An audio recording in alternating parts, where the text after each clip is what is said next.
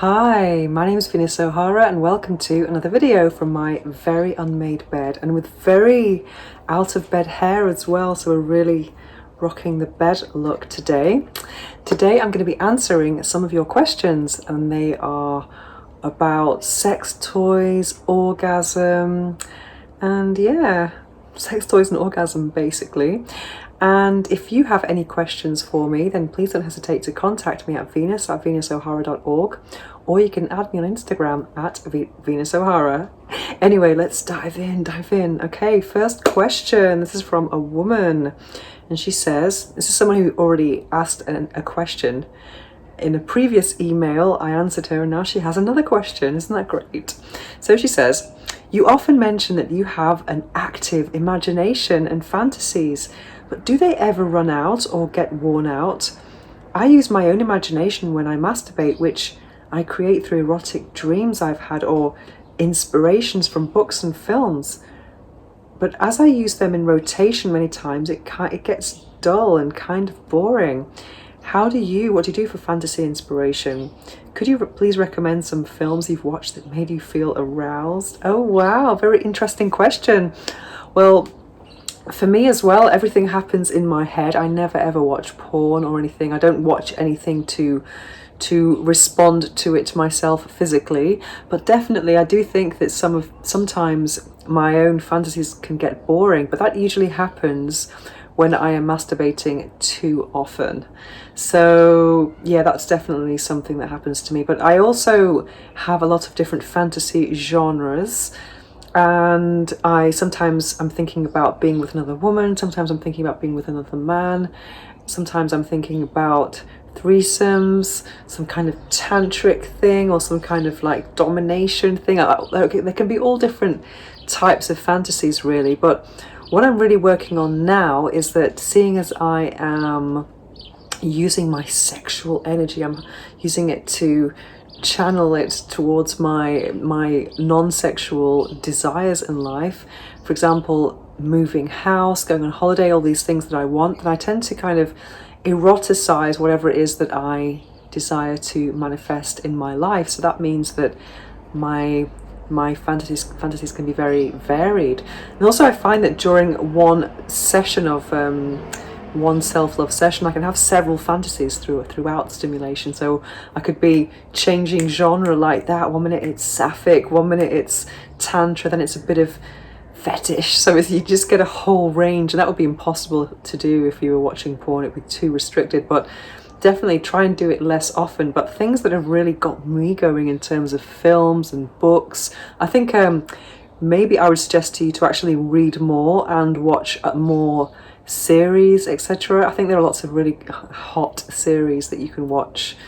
I don't know, whatever service you watch to watch series, but I think there's lots of series that are kind of have very good acting and emotional situations, and actors that really know how to stare at the person they're trying to seduce for a long time, and watching seductions play out for weeks on end. I mean, I love that kind of thing.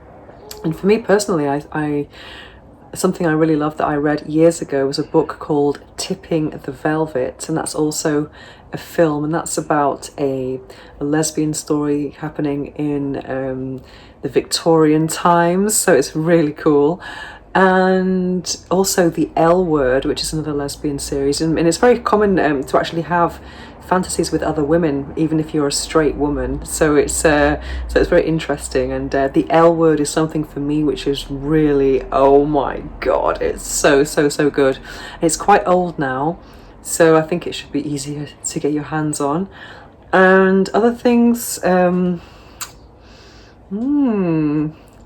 I don't know. Right now, I'm reading a lot of books that aren't really, I'm not really reading a lot of fiction at the moment, but I'm reading a lot about Tantra and Taoist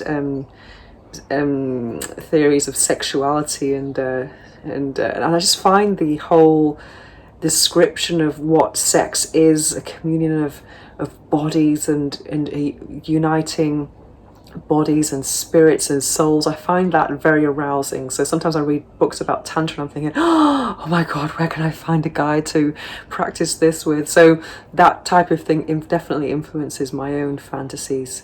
So I would say keep looking for different series and keep reading, and hopefully over time you will increase your own repertoire of fantasies. And if you have any suggestions, anyone watching this video, for hot series or hot books, then please let us know in the comments below. Okay, so next question. This is about a sex toy coming from a woman. I have Lush 2 by Love Ends. I don't have that one, I'll have to look it up in a second. I've not been able to keep the large end in my vagina.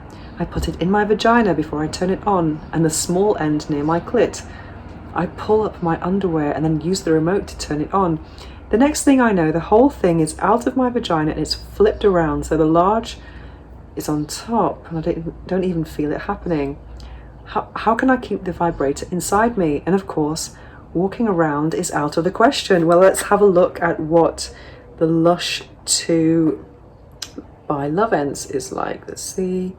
Lush 2 Love Ends. Let's have a look. Okay, well that's very normal. Don't worry about that. I think maybe you need to push it up higher. And it's very normal that, I mean, a lot of toys that are marketed as hands-free toys are not really hands-free. Not hands-free in the sense that you can walk around, walk outside with them or go to the supermarket. I think a toy like this, which, let's see if I can see this. Oops. No. I have toys with this shape, so I don't have this particular one. But yeah, that's not, I think you might need to push it in deeper, but maybe keep your hand there. That would be a good thing to do. So it's not entirely hands-free, unfortunately. So yeah, I mean, I find this with a lot of sex toys that they say hands-free. And hands-free can refer to maybe you can use it lying down and you can have both of your hands free to do other things. But most of the time you do need to have your hand there to keep the toy in place, and also to apply more pressure to the clitoris, which needs pressure and friction and all of those things to have an orgasm. It's constant stimulation. And yeah, they're not really you know, they're not very suitable for walking around with. So I definitely wouldn't think this was a walk around and go outside. Definitely not. But don't worry about it. I think it's completely normal. So so keep your hand there next time, and hopefully you will have a much better experience. Okay, next question. If anyone else has any suggestions, then please let us know. Okay. Someone asked me about a recent review that I had done, and they asked me where to buy the product. And in all of my, and they also asked me the price. In any of my reviews, if you want to know the price or where to buy it, well, first of all, where to buy it, and always check the description in the video, because I always have a link to whoever it is that's selling them. And in terms of price, of course, I'm never going to say the price in a video, because prices change, prices vary, and also they vary between among retailers, and also time as well. I mean, you could find it's on special offer, and if I say a price, it's most likely going to be wrong. So it's always best to check with with a retailer to see what the price is. Next question. Okay. Hi Venus, after watching your video on YouTube about the G-spot orgasm massage therapist, oh yeah, that's one of my most watched videos, check it out. It's called Squirting, the day I had or received a professional G-spot massage. It was a very hot video. Anyway, I just had to contact you. Okay, I'm a disabled guy. I can't get hard anymore through disability, but I still love sex and intimacy. It's a big thing for me. I've tried accessing the world of Tantra, and I've had bodywork sessions along with various massages. But after those massages, I found myself wanting to give pleasure and experience pleasure. And when every therapist has their boundaries, blah, blah, blah, you reach a dead end. I've always enjoyed finding out what makes women tick, and that's how I've met most women who've been in my life over the years. I love the idea of exploration of the female body and genitalia, and how to do it, and that it can be done in a therapeutic setting. If you're in the UK or you know someone who can teach this message, I'd love to connect with you. Well, I'm not in the UK, but I mean, here in Barcelona, there are lots of Tantra groups that meet, and there is a kind of practical, how would you say it, a practical lesson, let's say like lots of naked people in a room and lots of couples, and they're receiving some instruction from someone who knows a lot about this. And I don't know if there's anything like that where you are. And also I've received several tantric massages, and in some cases I was allowed to touch the masseuse, but I was like, oh, I wasn't as enthusiastic as you. I just wanted to receive all the pleasure. Yeah, so that's all I can help you with really, is just to look for local groups in your area, and maybe look at Eventbrite as well. I know that here in Barcelona the place to look at would be Meetup or Eventbrite, and just looking up Tantra and then the place where you live, and you can find different forums and groups, etc. And maybe there is a masseuse or someone who can be a bit more, or it could be a bit more reciprocated.